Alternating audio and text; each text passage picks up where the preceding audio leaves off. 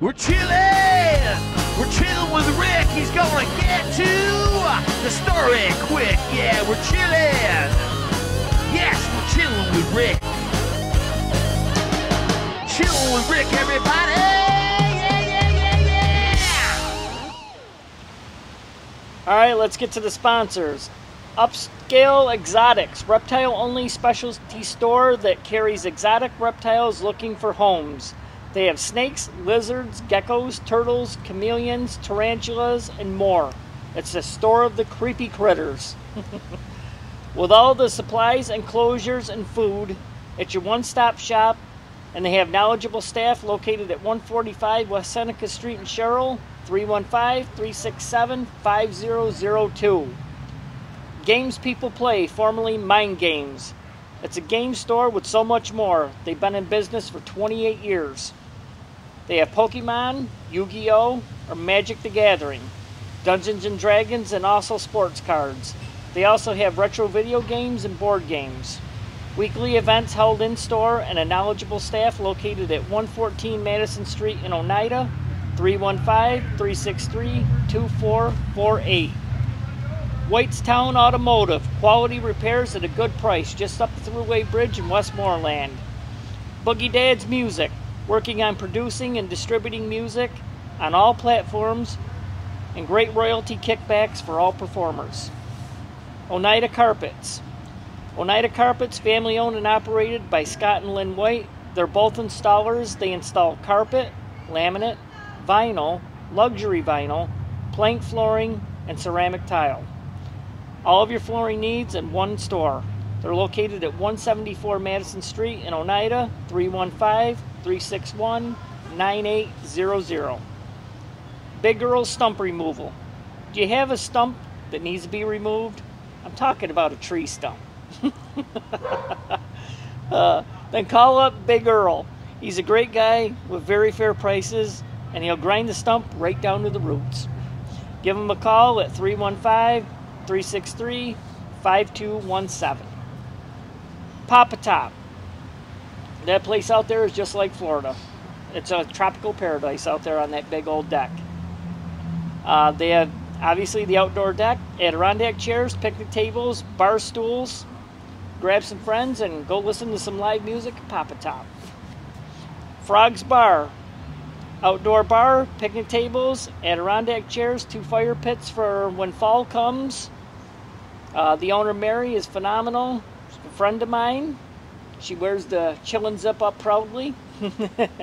And there's live music there all summer. Oneida Calet Civic Center.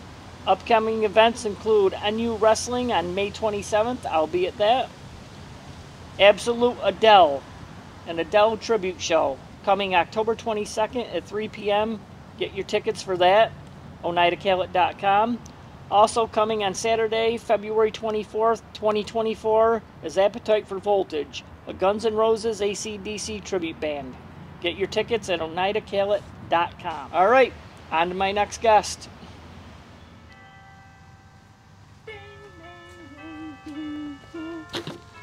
What's up, everybody? Welcome to Chillin' with Rick. Today I have the People Show, by the way. Without the people, I'd be nothing. Thank you, guys. And shout out to Z and Justin from Disruption Network.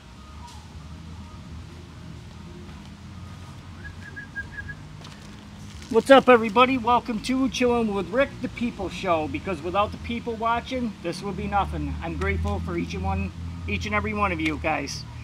Today I have with me, oh God, he does everything. He's on the radio. He's the founder of Code Red. I think you do your own radio thing now, right? We do, yep. Gary Dunes is here. Yep. Nice to meet you, brother. Pleasure. The pleasure's all mine, Rick. Yes. I got a message from you from Justin Smithson. Okay. He said he's sorry he couldn't do the 311 song. Only 3 of the band members knew the song, and he sends his apologies. He got vetoed. Ah, okay. All right. Good. So good. He wanted me to. I just talked to him before this. He's a great friend guy. Great group. They got a great group. They're all friends of mine. Love them. He wanted me to tell you that. I get out to see them every chance I get. They're yes. a great group. I'm going to show everybody what you brought me. This is the Dunes and the Del Tunes, featuring rock and roll and Gary Dunes. There you go. And you got the Code Red shirt. Code Red rocks. ROX.com. Thank you for that. You're welcome. And he got a chillin' shirt. That's right. Thank you for that, by the No way. problem, man. Whipped it right up. I said, Gary needs a shirt. Get him a shirt. Thank you. I appreciate that. So yeah, you mentioned I got the radio thing going, and I was in radio, Rick, for 40 plus years. Yeah. And I started doing top 40 radio in the small market. So I got to Syracuse, and I worked for 93Q Yes. for a lot of years. Yep. And I became the music director, and we used to report to Radio and Records and Billboard magazine. So because we did, we had a lot of record promoters on us all the time trying to get us to play music. Yep. With that, I got to meet a lot of musicians. I'm sure you did. You know, the 80s guys. I had the best of both worlds because when I was in high school, I formed the Deltunes in 1975. Wow. And if you remember in the 70s, or you heard about it, for those that don't remember. I was born in 76. Okay. The year I graduated. All right. We don't judge, Gary. Well, back then, Rick, in that era, there was a movie, I believe it was 1973 it came out. It was called American Graffiti. Yes, I remember that. Classic movie. Ron Howard. Yep, and then Happy Days came out. Love it. And oldies were huge in the 70s again. They came around again. So we formed Dunes of the Deltunes. And a little bit of trivia. When the band originally formed, my real name was Meduno, but okay. I played football. I don't know if you could tell. You're a big dude. I played a little football. I am not messing with you, Gary. And they called me Dunes. They shortened from Meduno to Dunes. Yeah. Everybody had a nickname. It was Yeah. like, like the mob used to have different. One was Luke, one was Ski, Lucas, and Adam Ski, Luke, Yeah. Dunes. They call me Dunes. Chillin' is short for Rick. There you go. There you go. And when I was younger, I played a lot of baseball, and I would pitch, and I was a good hitter. Yeah. So they called me the Babe. There after you go. Babe Ruth. Yep. So the original name of the band, when it first formed, was Babe Dunes Yeah. and the Deltunes. That's awesome. That was the original name, and then down the road it changed, became Dunes and the Deltunes. But it started in 1975 in September. It'll be 48 years coming up this September. Wow. Our first gig ever was at where I went to school, Bishop Ludden High School. We performed there. We opened for the Todd Hoban Band. Okay, I've heard of them. Yeah, Yep. big band in Syracuse at the time. Did some touring, big regional act. Great guys. Todd Hoban's still around performing and stuff. And we opened for those guys. And at that show, there was he was just getting started at the time, a booking agent, DMR, Yep. Dave Resnick, DMR Enterprises was Okay. ended up becoming a big agency Yeah. in Syracuse at the time. He had a little office down. It wasn't in the greatest section, but I remember because of my mom. I mean, I was, I'm 17, 18 years old, Yeah. and he was at that show, and he gave the card to the president of the student council. He gave it to me, said, this guy said, get a hold of him, he wants to book you Yeah. guys. So that's how we started. That was the Deltunes in high school, Bishop Ludden High School. We started that, and they started booking us all over the place. We played in Canada, and when, like I said, we were like 18, 19, 20 years old. We played all over New York State. They sent us to. By the time DMR, a few years later, they really grew, the agency. Yep. Back then, the drinking age was 18. Yeah. DWI was not DWI. It was a little slap on the wrist. Yeah. And, bands were playing all over. It was a big time for bands. Yeah. And, that agency grew. I remember they were on South Salina Street, the heart of Syracuse, Yep. and they were in the Wilson building, it was called. Wilson Jewelers. It was the Wilson building. They had 2 floors, and they must have had probably 10 booking agents. Wow. And the phones were, I'd go up there, and the phones were ringing off the hook because we'd go to give them their commission, when they would book us. So it was a great time for music. I mean, as a teen and a guy in his 20s and stuff, and I mean, music was all over the place. Yes. And back then, most people didn't go out till I remember with my buddies, 9 o'clock we would go to somebody's house, and a lot of the bands started at 10, between 9 and 10, and they went till 1 or 2 in the morning. Yeah, them are almost non-existent now. Non-existent now. Unless you're a Turning Stone. Turning Stone or Burning Downs we play, and they go 8 to midnight. At Yeah. one time they were going 9 to 1 Oh. when we would play there, and people used to come up and used to say, "Why are you playing so late?" and stuff. I said, the hotel want, the casino wants us. Yeah. The reason they did it because they had a hotel there. Yeah. So most of those people would stay till 1 o'clock because they'd get rooms there. Yeah. So I really didn't have an argument. I couldn't say because we had a crowd till 1 o'clock then. But they finally moved it to 8 to midnight, which it's still, they have a great crowd there. Yeah. Except when we performed there. So, that was the beginning of Dunes of the Deltoons, 1975. Yeah. When we started that. And back then we played, which I don't know a lot of bands do anymore, but we played, it was thanks to DMR, booking agency, we played a lot of the colleges, the fraternities. Yeah. We played Colgate, Cornell, the sororities, Syracuse University. Yep. We played a lot of colleges. We played along with the clubs, and we played a lot of clubs. And I remember there was a booking agent. He's still a good friend of mine. He was a musician. His name is Dan Christie, and Dan was with a trio called Thrush, and their slogan was "Rock and Rush with Thrush." Yeah. And I kind of grew up with Dan, and George Mahoney was in the band, a drummer who played with Alex Starr, big band at Syracuse later on. Okay. He played with Alex Starr. Well, Dan ended up going to work for DMR Enterprises. Yep. He booked us. And he booked us at this nightclub once, and we still laugh about it because this is the way it was back then. We drove, it was the furthest point north of, right before the border in New York State. Yeah. And we drove up, and there was this huge club. When we drove up there, I remember we had a truck, and then the guys, we drove in a van. We're driving up, and we're looking, and it was like a warehouse almost. And they had a loading dock, and it had nothing but beer cases on there, empties. It was so, look at this place, we said. Yeah. So we get there, and it was big inside, and we played, and it was mob all night long. 2 o'clock we finished, and they were going to let us stay upstairs in a room. Guys, we just crashed, So 2 o'clock we go upstairs, and a few minutes later, the manager's knocking on the door. He says, "What are you guys doing?" I said, "What do you mean, what are we doing? We're relaxing." He says, "You got to go down and play." I says, "Play?" I says, "We were contracted 10 to 2. Yeah. Dan Christie never told me. This guy says to me, I said, "There's nobody there when we finished." He says, "I'll tell you what, go down and take a look." He said, "If there's nobody there, you can come back up here." Uh-oh. I says, "We did all our songs." He says, "Do the first 2 sets you did." I said, "Okay." So you got to play till 4. We went down, and the place was mobbed because they served till 4 a.m. there. People came in from Vermont, and they came over from the Canadian border because they closed at 2 o'clock. So we ended up playing until 4 in the morning. So our gig was from 10 to 4. Wow. And Dan Christie and I still laugh about that. He's a dear friend, and every time I run into him, I said, "Dan, remember the time you booked me for that 6-hour gig?" He told me it was a 4-hour gig. More money though, right? Yeah, it really wasn't more money. No, it wasn't more money. That was the deal. If it was more money, it would have been all right.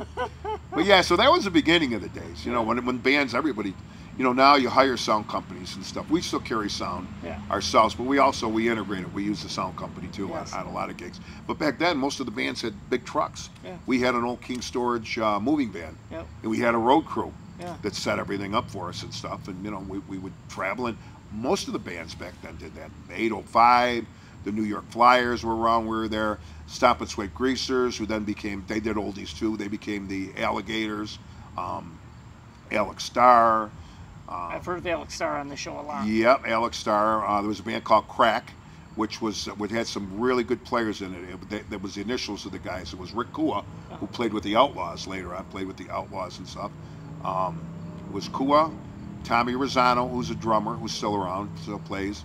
Larry Arlotta, the keyboard player, he passed away, but it was Larry Arlotta, and it was Rick Chisholm. Rick Chisholm, great singer. Ricky plays with, I'm drawing up the Black Lights. Okay. And they're still, they do a lot of gigs. They're a great band too. Yeah.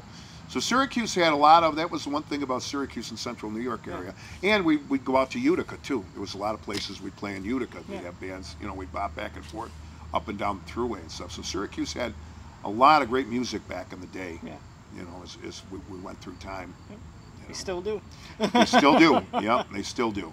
You must know Genesee Joe, right? I do know Genesee Joe. I was saying you must be friends. Absolutely. I love Joe. Yeah, I love Joe. He was out here earlier in the year. Good. In May. Yep. He loves it out here. Yeah, no, I got to meet a lot of people. In fact, if you go to my Facebook page, my Gary Dunes Facebook page. We probably got a lot of friends in common. Yep, we do. And my slogan was on there, "The music business has taken me on many wonderful adventures. journeys Yep, on yep. there, and it really, really has. You Yeah. know, I mean, some people, you know, when I got in radio, you'll never make money. I was one of the fortunate guys. I've lasted 40 years. Yeah.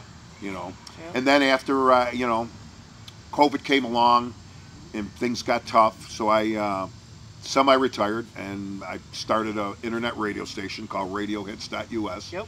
I've got a lot of the 93Q disc jockeys that were on there. I got Dave Laird, who was my program director. They're all over the country. They could do the show. It sounds like they're in one place when we do the show. Dave Laird's in Tennessee. Simone, who worked for 93Q with me, she's in Tampa. Tampa. Brian Ocean is over here on Oneida Lake, and we got guys all over. Ken Smithers, and you know, we do 24/7. We're on the air. We do, the format is a little different than oldies because I wanted to make it something different. It's a hybrid top 40. We play top 40 and alternative. There's a lot of great alternative music out. Not the heavy banging stuff, but there's a lot of great alternative and top 40 stuff. So we play that and we mix it in with pop rock stuff from the 80s, the 90s, and 2000s. Yeah. So it's a unique format. It is. And I get record service because from all the major labels, because when I was in radio, there's still sources that, you know, I called these guys up and told them what I was doing, and fortunately they knew that, you know, I was the real deal. I'm not some guy playing radio. So the record labels, I've got music service and stuff, so I can download currents and you know, stay up to date, and we update the playlist every week. So Bring Chillin' on board. I'd love to. Yeah, that would be a great idea. That'd be a great upgrade. It definitely would. It Just definitely kidding would. with you, man. I'm just No. But yeah, no, that. So that's what I'm doing now. But through the years in radio, I told you before we got, you know, before we started the show here. Yeah. I had, you know, a lot of great radio stories. I mean, and you know, a lot of fun. Well, let's back up first. I want to get right to your very beginning. Okay. All right. Okay. And I told you how Chillin' got started off camper too. So. Yep. Where were you born and raised? I was born in Syracuse. Yep. Raised in, I was over by Tipperary Hill, the west side of Syracuse. Tip Hill, yep. I was there till I was 7. Then we moved out to Westvale, Fairmount area, suburb area. Yep. And my parents are still living there in their 90s. Yeah. And they still live there in about 10 minutes, and I'm in Fairmount, Camillus area now. Okay. So. Yeah. Now, did you listen to the radio and have an infatuation with the radio as a kid, or? Oh yeah. Yeah. I've got a friend of mine, Rick. I've known him since I was 5 years old. We went to kindergarten together. Yeah. We went all the way through high school and stuff.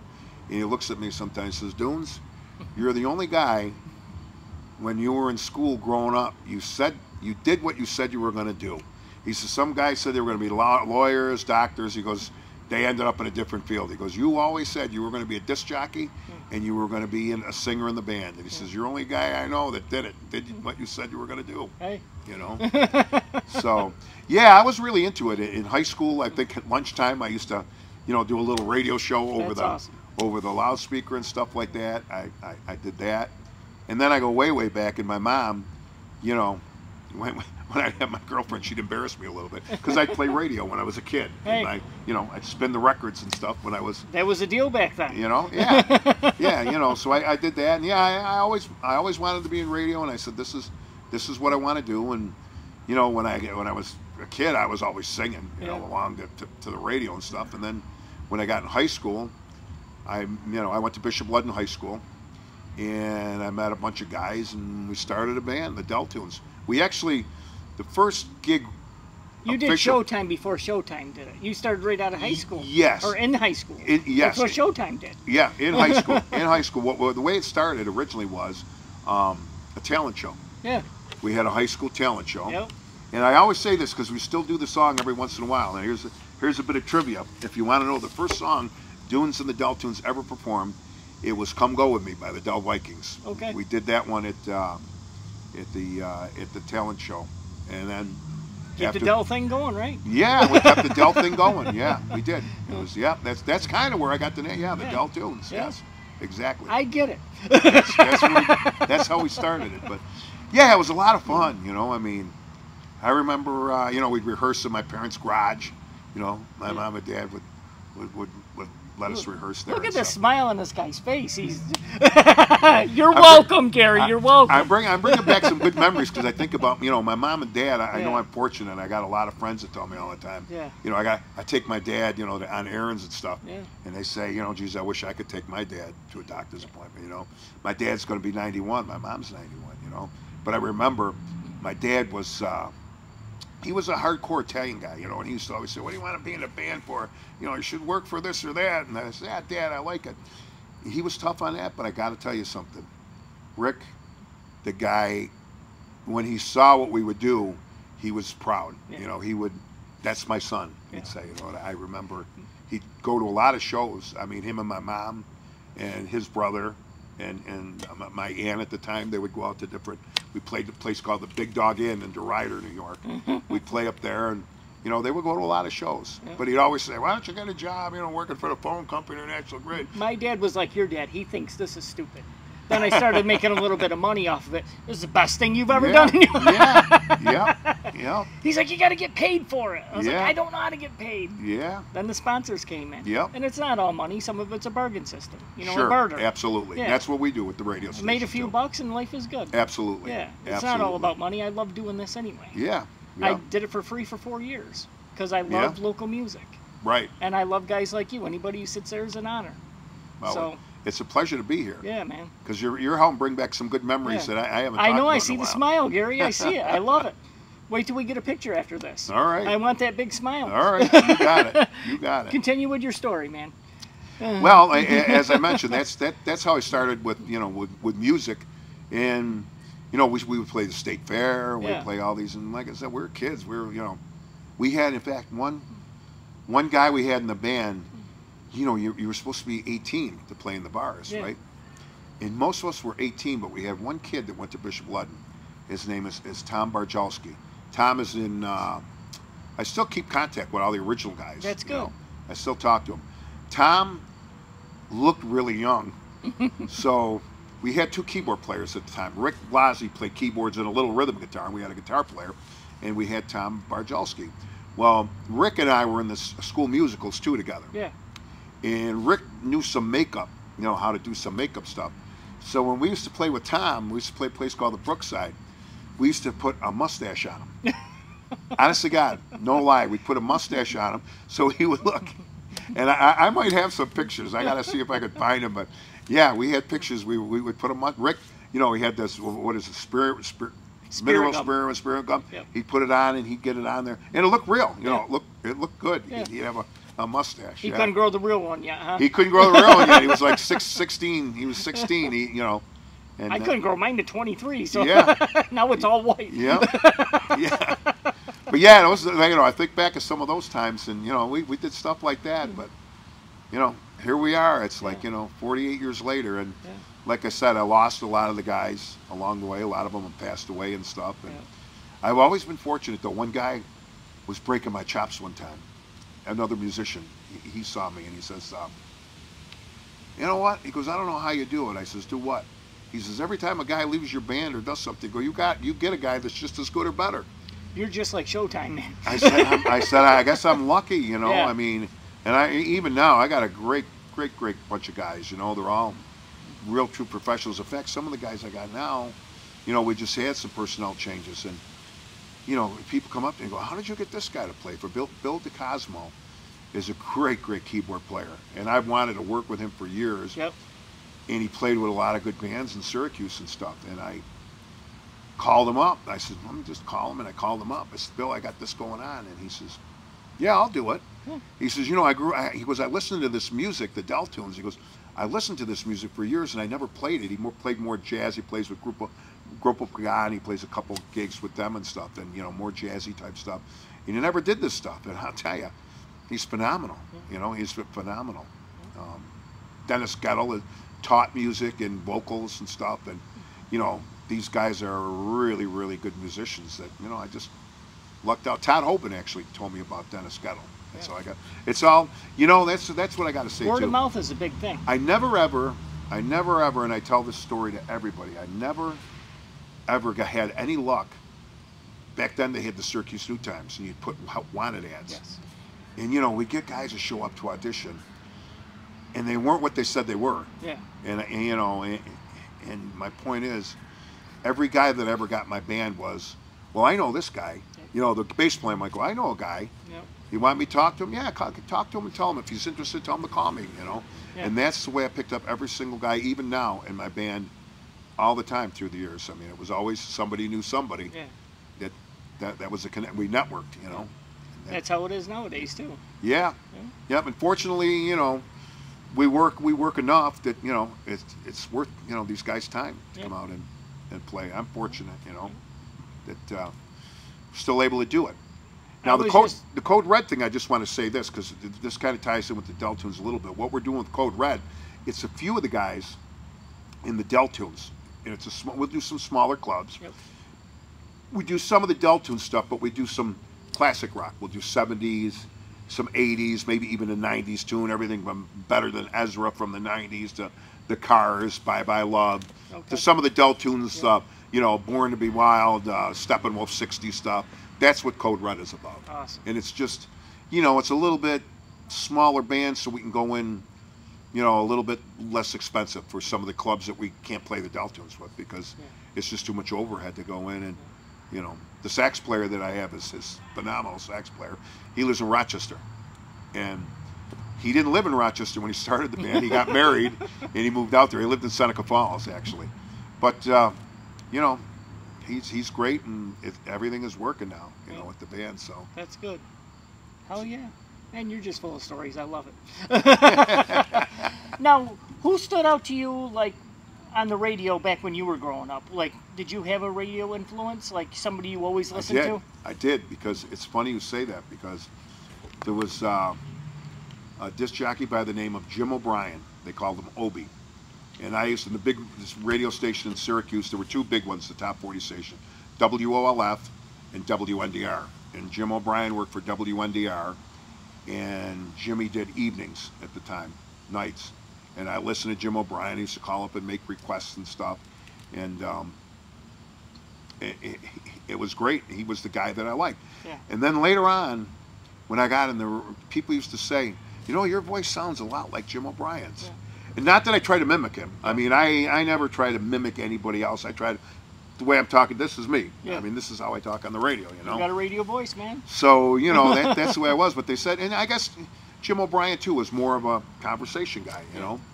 And the coolest part about Jim O'Brien was, and, you know, all those guys I listened to WNDR was Dave Laird and George Plavakis, who were big guys in Syracuse, that I grew up listening to as a kid, you know, like a, you know, 9, 10, 11, 12, when you're old enough to start getting into radio in junior high and stuff.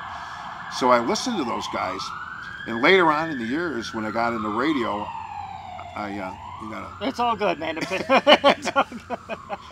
I thought maybe somebody knew I was here. Disadvantage of doing it outside. But anyway, so you know, later on in years when I got in radio, I worked in a smaller market, Auburn, part-time, and then I worked in WGVA in Geneva in the around 1980, 81. And then I went to WKFM, which was in Fulton, big 50,000 watt top 40 station. Yeah. It's now B104 in Syracuse, the country station. All right, yeah. That's what it was. But I worked there, and it was an okay operation, but it was small. It was a mom and pop, and they eventually had to fire people and let people go because it was just, you know, the way it was. They weren't a big conglomerate enough. They were going to sell the station. They sold the stations. That's what it was. The new owners came in and they just cleaned house. They wanted to bring their own people in. Yeah. And I'll never forget, I was like devastated. I'm like 28 years old, and my son was just born. It was Christmas time, December 11th. And some guy says, a friend of mine, another radio friend of mine, said, call up George Plavakis, go in and see him at WNDR 93Q. 93Q had just went top 40. WKFM was top 40, and we had good numbers. I had decent numbers, ratings at night. So I went in to see George, and I sat in his office, and he said, Jesus, how could they fire you? Talk like this. Jesus, how could they fire you, man, at Christmas time? I said, geez, Shows George. me he's got a hurt. I said, you know, he says, we're going to find something for you here. That's He said, you had great numbers at night. So he called Dave Lairden, who was a program director at 93Q, who I also listened to on WNDR. And Dave says, yeah, geez, we'll get you something. He says, you know, some weekends, overnights, whatever. I was happy, you know. And then George ended up telling me, he says, you know, I'm going to have you come in during the morning. And Jim O'Brien now was doing mornings. He says, I'm going to have you sit in with Obie and take requests with Obie. Wow. So now I'm Was your heart racing? I'm thinking, how cool is this? You know, here I am. I'm with Dave Laird's a program director.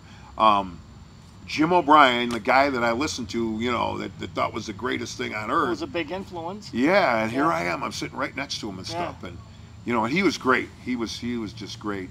He passed away a few years ago, and I see his wife around and stuff. And she comes out, believe it or not, with her husband, and they come out and see the band play. Yeah. You know, they're fans of the band and That's stuff like that. But yeah, that was my radio influence, Jim O'Brien, and of course all the guys. But Was Jim Obie O'Brien good the to most. You? Oh yeah. He was. Did you tell him that you? I did. I did. Yeah. He actually used to come out and see the band play then. That's awesome. He would come out because we used to do the car shows in Syracuse. They had a thing called the Motorama, and it was an indoor thing like in March where they'd have all the classic cars, and the promoter would hire us to be the band there to play oldies, and we would promote it Jimmy would promote it on the radio station because WNDR at the time, the AM station was oldies, and the FM 93Q was top 40. Yeah. So he would actually come out, Jimmy O'Brien, and see the band play and stuff. So that was pretty cool. Hell you know, yeah. that the way things, you know, they say it's a small world, and I never thought that, you know, I'd be working with Jim O'Brien. Now you're on Chillin'. Now I'm on Chillin'. Hey, I'm going up, you know. I'm still okay, you know. You're up in the lead balloon. Here it comes. No, I tell you, I've seen the stuff you do. It's great. That's why I wanted to come on and be with you. That's awesome, you know? man. I wanted to come on. So you do watch this? Yeah, All sure right. I do. All right. Sure I do. My apologies. Yeah. Once in a while I'm out here. It depends on who I'm with. I don't want to do that. But they bring it out of me though. Yeah. No, I understand. Yeah. But yeah, that's the early days of radio, how I got started. And then I got a break because what ended up happening was the night guy at the time on 93Q shortly thereafter left. Yeah. So they ended up hiring me full time to do evenings on 93Q, and I became the music director. Dave Laird was a program director. I was the music director. And what it meant to be the music director then was, like I said, we dealt with a lot of the record companies, all the big ones from New York. There was some guys out of Cleveland, Boston, and they were like sales guys. Yep. They would call you, and they would, you know, they would work a record. Yeah. And back in the 80s, it was easy to add records because we reported to Billboard. That's why it was important to them. Yeah. If we added a record, and you know, they would try to get all these stations that report to Billboard and radio and records to add these records. Yeah. This way they would show up on the charts, you know, so that's what they would do. And they would offer promotions. They'd back them with promotions and stuff like that. And they were like salesmen. They'd call every Monday. I'd get a call, and if so-and-so's on the phone, I'd tell you, hey, I'm really working this record. Yep. You know, and I really got to, it was cool because I was always in the music, the band part of it. And then it made me realize how tough it really is to make it as a band when these bands really make it, because there was some good records. I'd get all these promo records, and I would listen to them. I'd spin them sometimes to listen. Go, man, that's a great record, you know. And I'd ask the guy, you know, they'd say, yeah, that record's coming down the road. 2 weeks later, I'd say, hey, what about that record? You know, you mentioned, are you going to work that? And he said, nah, we're putting that on the back burner for now. The new Phil Collins record's coming out. We're working that. So a lot of these great bands went by the wayside, and I used to tell my friends, you know, that were wanting to record and stuff. I'd say, you know, just so you know, guys, it's tough. I mean, it's like a lottery, buying a lottery ticket and winning. You know, I mean, I heard a lot of great. I mean, they were on major labels, Atlantic Records and stuff, but they just never worked them. You know, they worked, something bigger came along, and they played it a couple times and done. Yeah. Damn. So yeah, but and then when I was at 93Q though, I kind of, like I said, I had the best of both worlds because I was doing the oldies with the band. Then I kind of shelved that for a while. Now, what years were you on 93Q? I was on 93Q from like 83, 84 to 1991. Okay. All right. And in 1991, I went over to the oldie station, WSEN, 92.1, and I was there till 2016. Oh, wow. Not a bad run. No, that's a damn good run. I started doing mornings in 2000 to Yep. 2016, so I did mornings for 16 years there. How long was your shift? Like 4 or 5 hours, or did you do one all day? When I did mornings, middays and morning, yeah, they were always five hours. Yeah. Because mornings they wanted to do at 5 o'clock. Yep. I'd start and do 5 to 10. Wow. You know, so. It's an early morning. Yeah. Yeah, I mean, I was in Baldwinsville, and for those people that don't know Baldwinsville, I mean, they're like in the snow belt area. Yes. You know, I mean, where I live, I could leave my house and there'd be like no snow, and you get to Baldwinsville, there's like 2 feet of snow, because it was close to Lake Ontario. Yes. You'd get that lake effect snow, you know. Yeah. So, but I made it through. I'm How still long here. of a drive was it? It was about 13 miles, but Okay. it was highway. Yeah. I mean, I would get on the highway by my house. It was like Get 690. there quick. But the only problem was in the wintertime, like, you know, when it was real bad, I'd leave early because then you'd get by the snow plows would be, you know, side by side pushing through. I wouldn't get to work any other way, you know, so I would just leave a little bit early and do that. You know. You figure out a system. Yeah. So I like I said, I worked at 93Q, and the best of both worlds, because I got to know a lot of the rock guys, you know, John Bon Jovi and all those. I got to meet a lot of those artists. I met Billy Joel, and I got a great John Bon Jovi story. Please. This is a good story. It's funny. I used to work at. I wouldn't DJ. I would MC.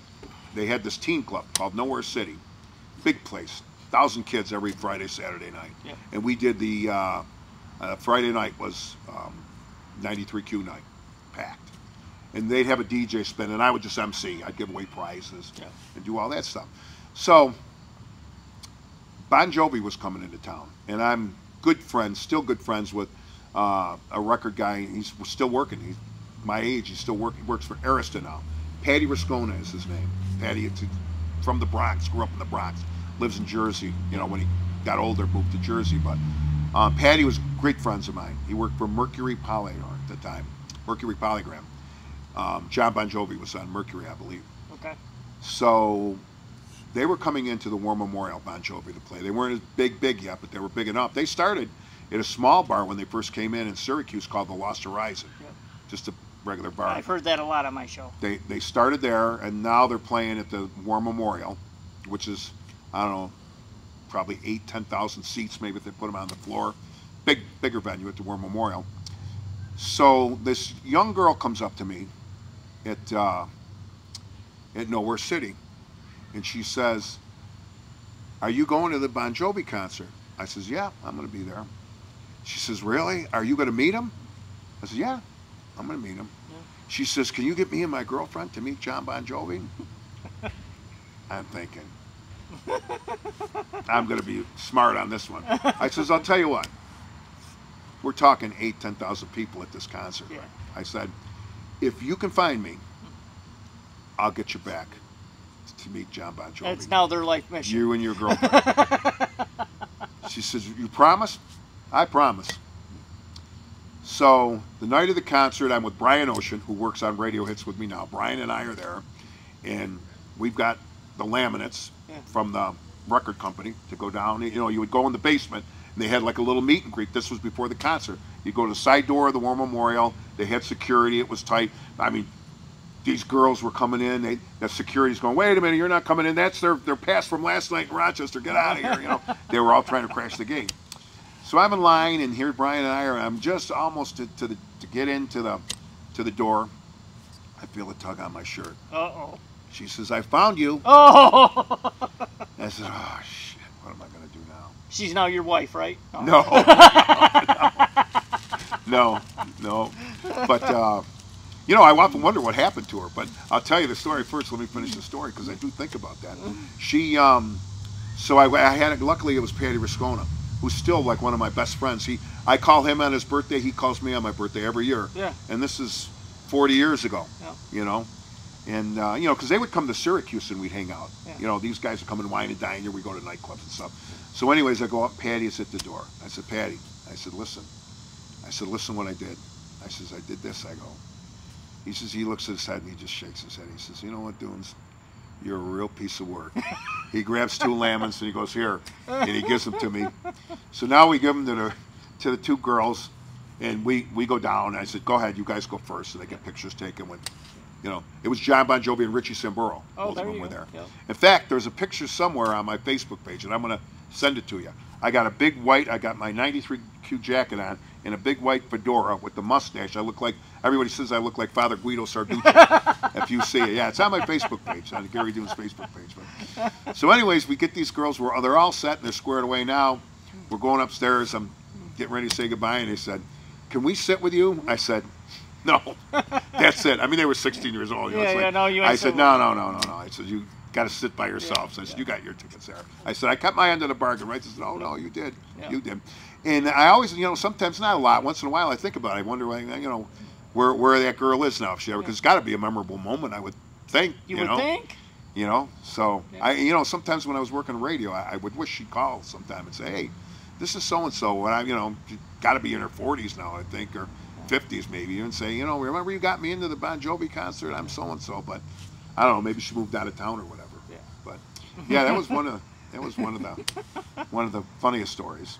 You're a real piece of work, Dunes. I know, that's what Patty told me. Yeah, that's what he told me. He said, "You're a real piece of work." But yeah, so I mean, like I said, a lot of great memories working at 93Q. Yeah. A lot of great memories over there. Yeah. And then, they had some personnel changes there, and you know how it goes. That they had a new program director, and it's like, I don't know if I'm going to get along with this guy. Genesee Joe dealt with that too. So I talked to my record guys, and they knew the guy that was coming in, and they said, "Dunes, watch your back with him, this and that." So I talked to John Carucci, who's from Utica, and we used to be on WRCK and RUN here and stuff. And John was a program director. In fact, John hired me at KFM originally, but now he was a program director at Oldies 92 WSEN. Yeah. So I called John up. He says, "Yeah, as a matter of fact, we're looking for somebody to do middays at the time. That should come on in." I met with the general manager, and I ended up taking the job there in 1991. Yep.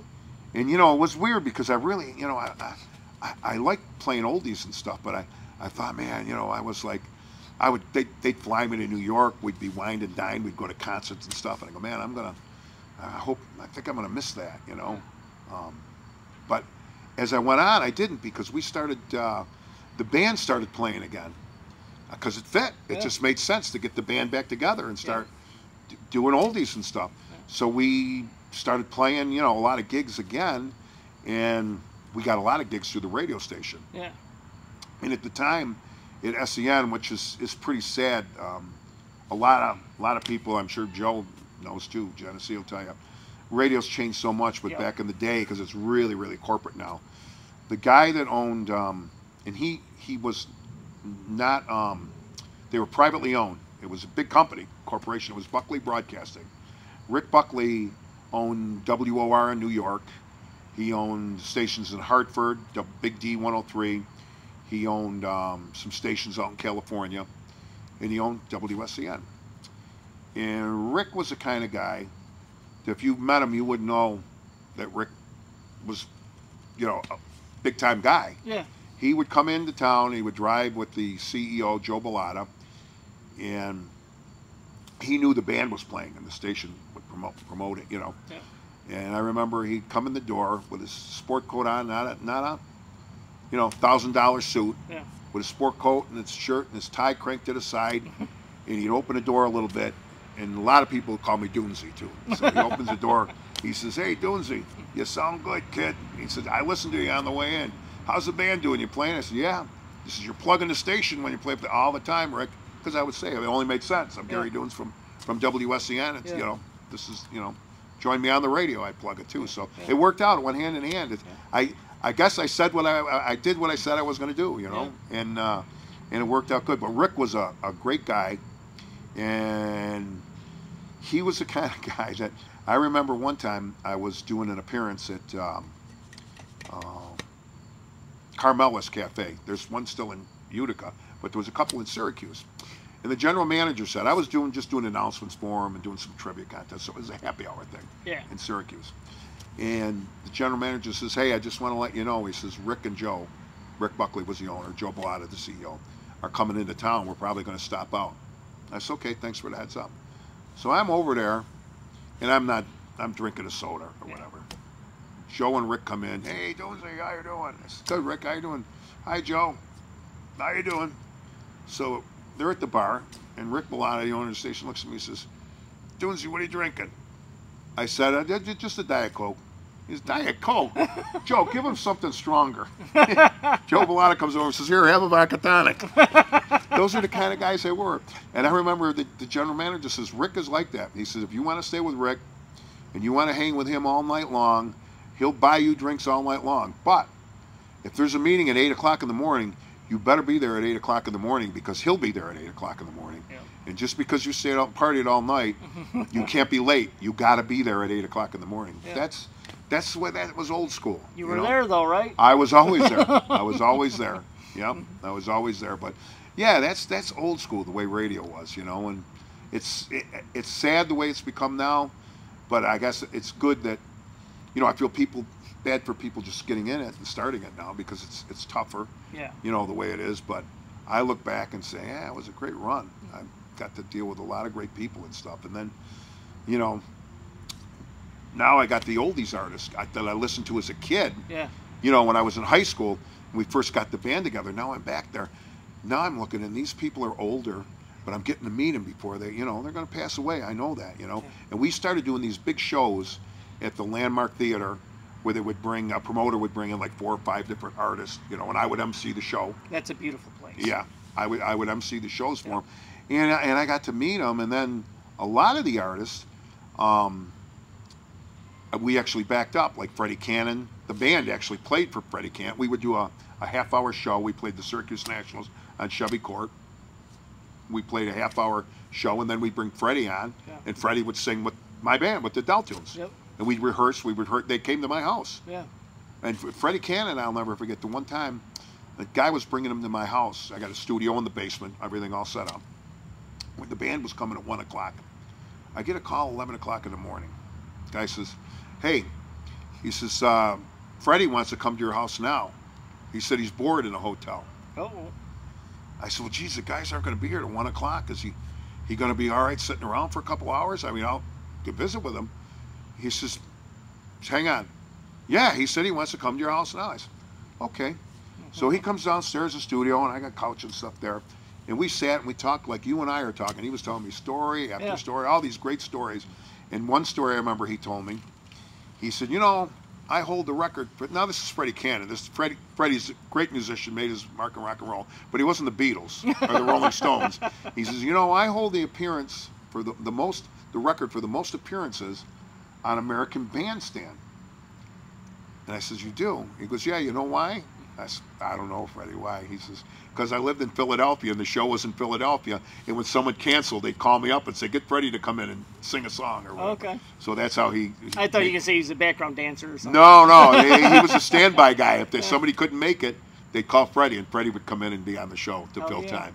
So that's why he did that. So we worked with Freddie on a couple occasions. He's a character. He's a great guy. We did like 2 or 3 dates with Freddie.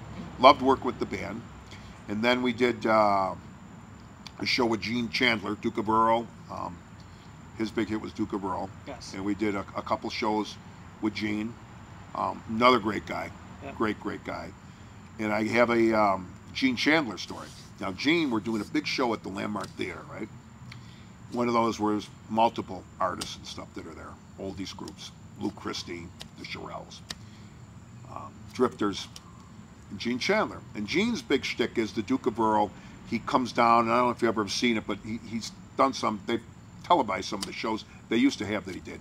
He comes down through the middle of the audience, through the back of the theater, and he's got the top hat on and the cane and the cape, and they're singing, the band is up there, and the background singers are vamping Duke of Earl, Duke of Earl, and he's going down. So I would always go to the shows in the afternoon for sound check. And then I would meet all the artists, and I would say, this is what I'm going to say about you. Is that good? And they'd look at it, yeah, that's great. Yeah. Okay. So I go to Gene, and I said, you said that's good. He says, I got a question, though. He says, is there a way to get from the backstage here to the back of the theater without going through the audience? I said, I think there is. I says, hang on a minute. So I talked to one of the maintenance guys. He says, yeah, there is. You go in, this is the old Landmark Theater. It wasn't really fixed up or anything. Now it's beautiful. It was beautiful back then, but it's even better now. He says, there is. He says, take this key, So you go down the end of the hallway. You go way to the end, from the front of the stage all the way to the back of the theater underneath. I've been there. You open up the door, and it leads into the men's room. Yep. And he said, you got to keep that door locked, though. He says, you can't open it because somebody can come in. He goes, lock the door. He goes, you hang on to the key. Yeah. So Gene comes with me. We walk down. I said, here it is, Gene. So I'm going to open the door. I go, this is the men's room. You walk out here. You go up the steps. You'll be in the main lobby. You can go right through the middle of this thing. Perfect, he says. So here we go now. The show's going on. I introduce him, and I walk off because then the band starts singing, Duke of Earl. Come on, Gene. We start going down. We go through the tunnel. I get all the way to the end of the tunnel, Rick. I put the key in the door, and it doesn't open. And I'm going, oh, my. And he's got the microphone because it was when it goes, uh-oh, like that. And I think I was just so nervous, and then I shook it, and all of a sudden it turned, and it opened. But it was like for like 5 seconds. You I was had me, sweating. Jones. I was sweating for like 5 seconds. It was like, but it opened up, and he went off, and the show went off, and it went great, But yeah. You had my heart racing. Yeah. Yep. I went there for a ghost hunt. Okay. It's very hard. So you know what I'm talking about, yeah. I was underneath the stage itself. That's how hard I went for that ghost hunt. Wow, okay, yeah. It's very haunted, by the way. Yep. Have you been there since they fixed it up? I have not. You would not recognize it. Really? It's gorgeous. Yeah. It looks nothing underneath. It was beautiful back then. It was beautiful back then, but downstairs was like a work area. Yeah, okay. Now you go down, it's beautiful. It's a big, they got like a separate rehearsal where an orchestra can rehearse. They had this big-ass mirror back in, I think it was the 30s or 40s. Women would go there to test their diamond rings to see if it was real. Oh, really? And the mirror was all cut to shit. There was a lot of real diamond rings. Wow. And that's back when I had a flip phone. I was like, I'm going to catch a ghost on this. And it was all black. It was in 2005. Yeah. Yeah, that was a long time ago.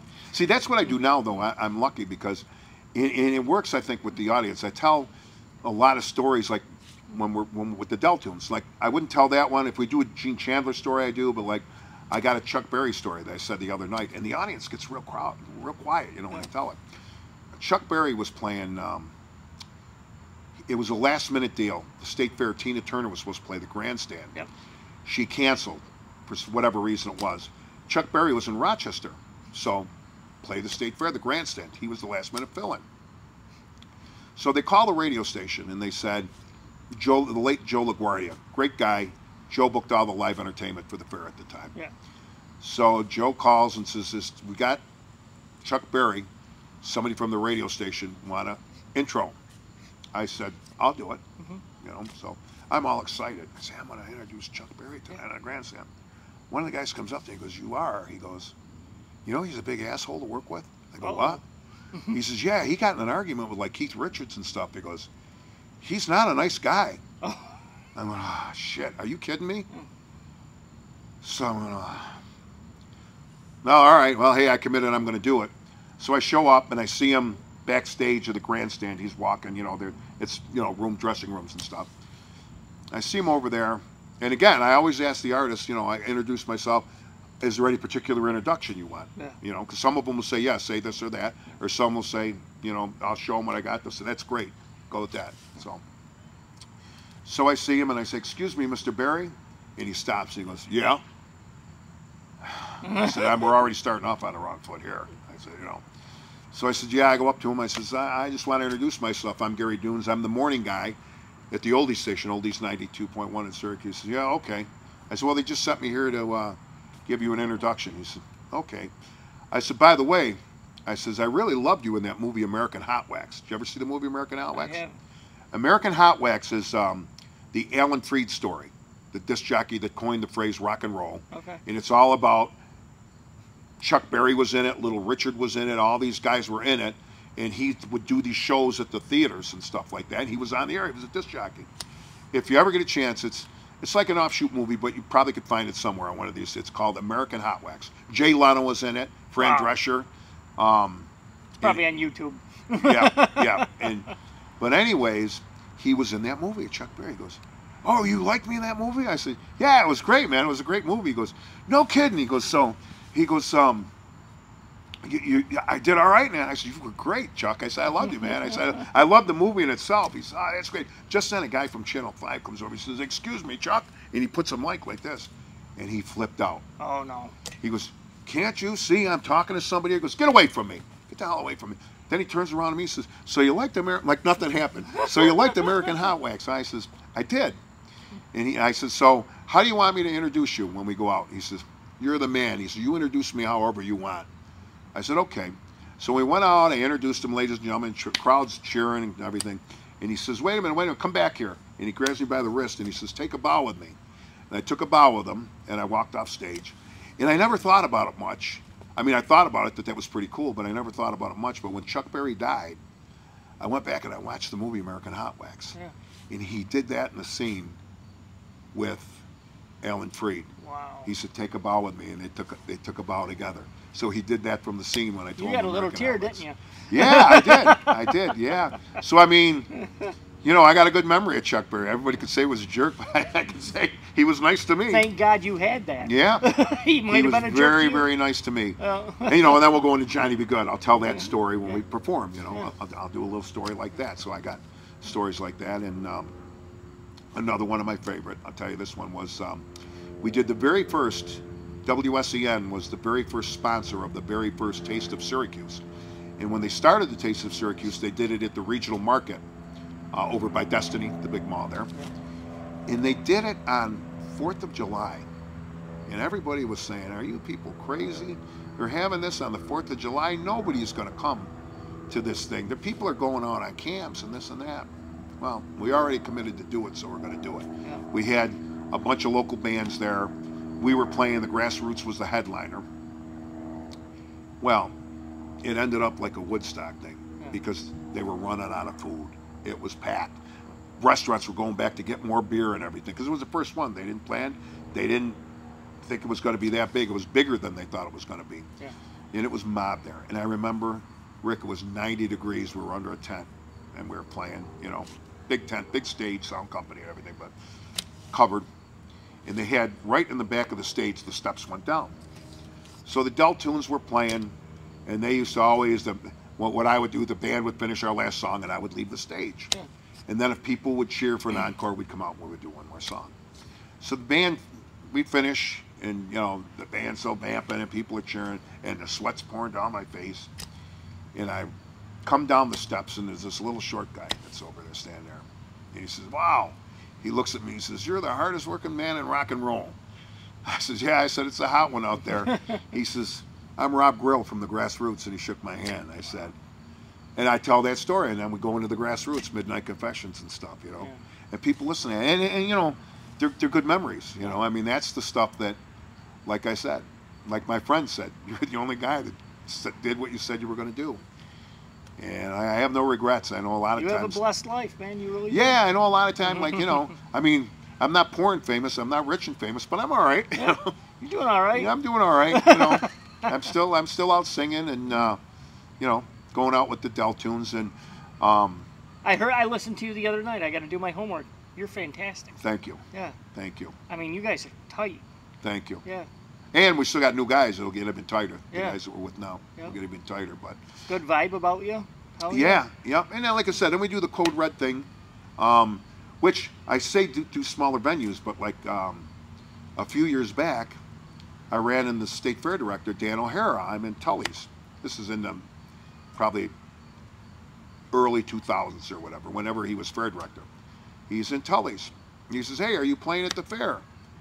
I said, "Nah." I said, "I tried to hook up. I couldn't." He says, "You want to do a show on Chevy Court and open for one of the bands? I use a couple." I says, who do you got? He says, "I got Jay Giles or I got Eddie Money." Well, Eddie Money was on Saturday. So I says, I said, "We'll do Eddie Money." So we ended up opening up the show for Eddie Money in front of like 8,000 people at the fair. Yeah.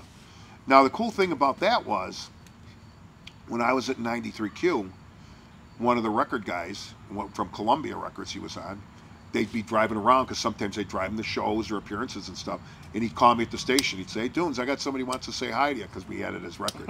"Hey," he says, "Dunes, this is a Money Man." He said, "Thanks for doing my record and stuff." So he would thank me.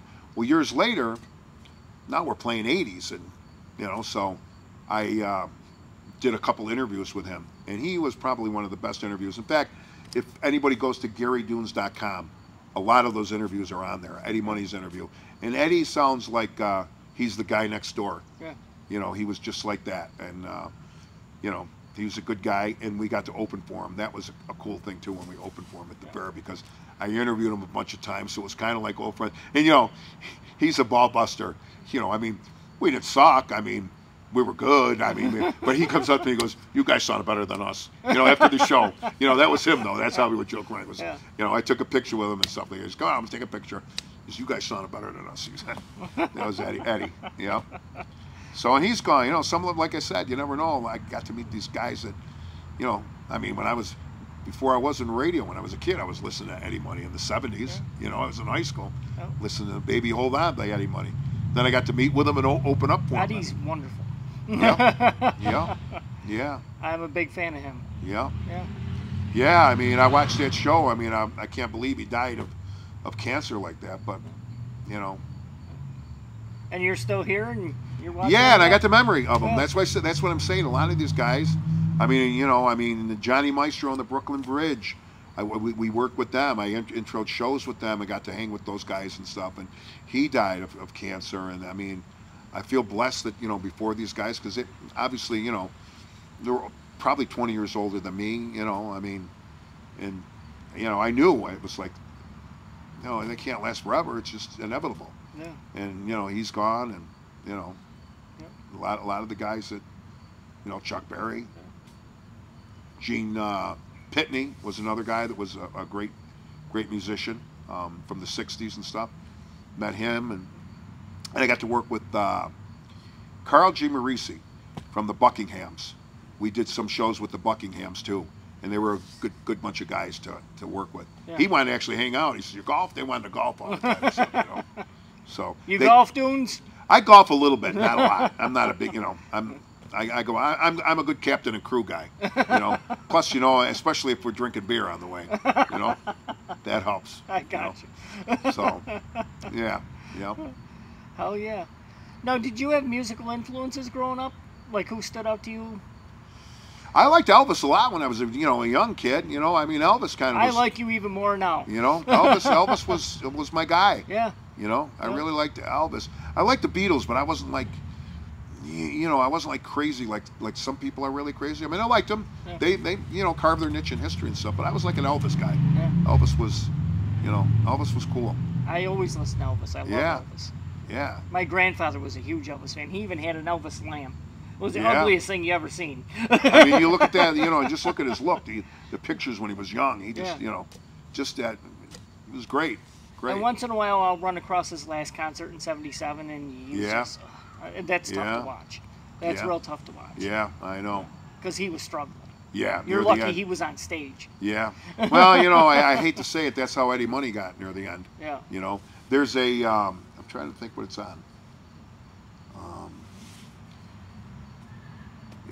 They did a show on him, you know, where they went to his house and stuff. Yeah. Making Money, I think it was the name of it. It was all about his family. I and think you're everything right. Yeah. was going on. Yeah. And I watched that, you know, and they showed some of the concert clips that he did and stuff like that. You could tell they edited it out because it looked like, as he got older and he was sick, you know, he didn't realize he was sick. I mean, you could see he was struggling, you know, as he got older and sicker, you know. Once again, you're lucky he's on stage. Yeah, exactly.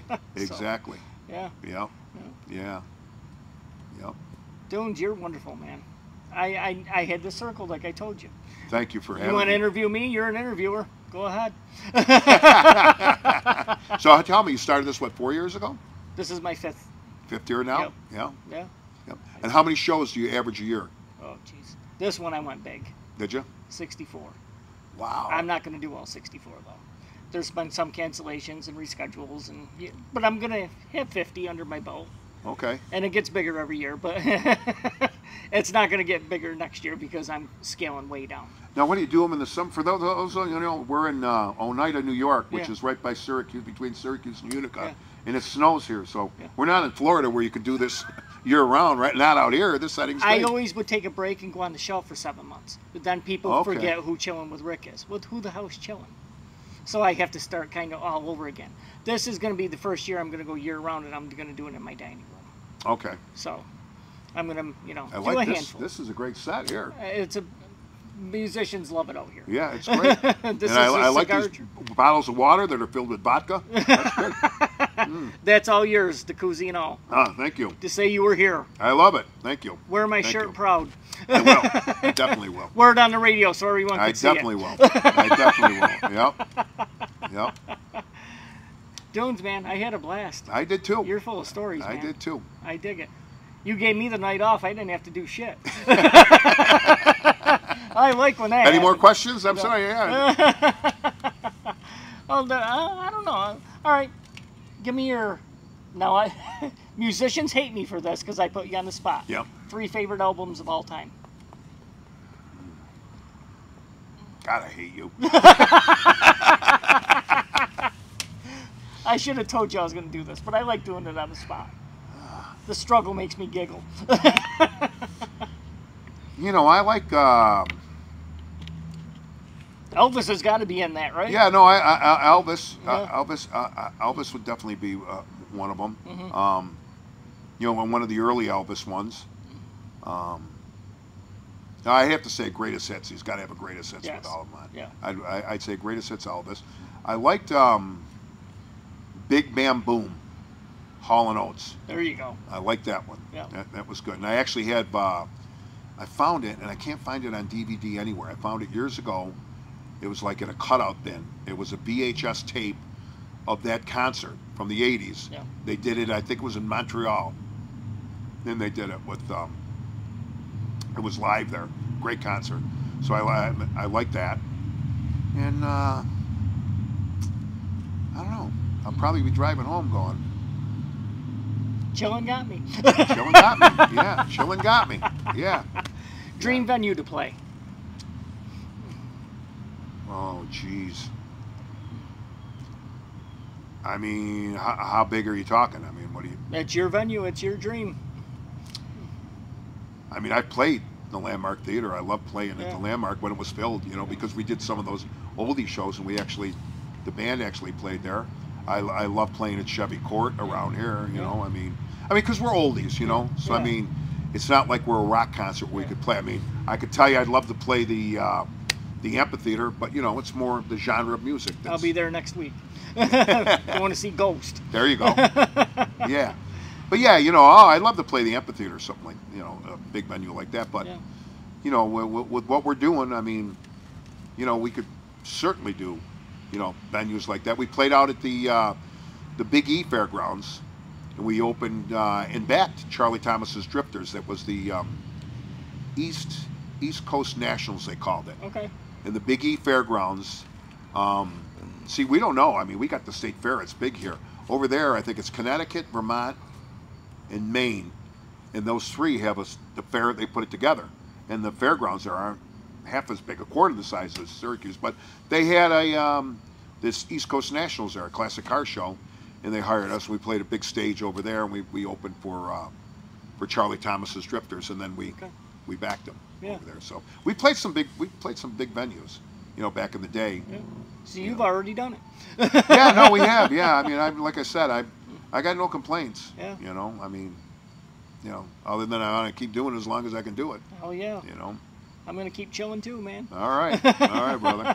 This isn't your last time on. You'll be back. Okay, I hope so. I know you got more stories. I'm sure. I'm sure when I'm driving home, I should have told that story. So. I'm giving you a year. Okay. All right. You got it. Fair enough. I'm doing like 15 next year. You're gonna be one of them. All right. Fair enough. If you want to do it. Absolutely. All right, man. Absolutely. Dunes, thank you, brother. All right, Rick. Thanks. This you was bet. fun. All right. Where can people find you online? They can go to, well, I got a bunch of websites. They can go to GaryDunes.com. That's where there's my interviews with Eddie Money, and there's a bunch of interviews on there. I'm going to check that out. GaryDunes.com. Also, you know, DunesOfTheDeltunes.com. It's there. And I'm on Facebook. You know, the band's got all their Facebook pages, but go to GaryDunes.com. Facebook/Gary Dunes. Okay. Facebook.com/Gary Dunes. You can find me there too. Very good, man. All right. Once again. All right, brother. Thank you, man. It was a pleasure. You got time to hang out for a second? Sure. We'll chill off camera too. All right.